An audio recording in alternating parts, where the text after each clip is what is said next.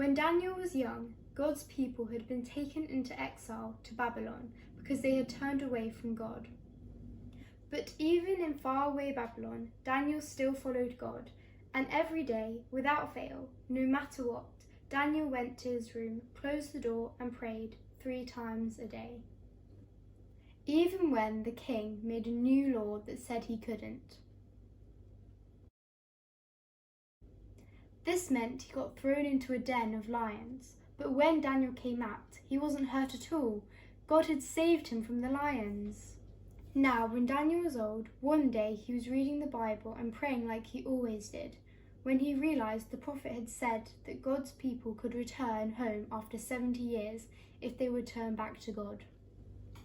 Daniel put on a sackcloth and fasted and cried out to God in prayer. He said sorry to God for all the things the people had done wrong. He remembered all of God's promises and how good and faithful God is.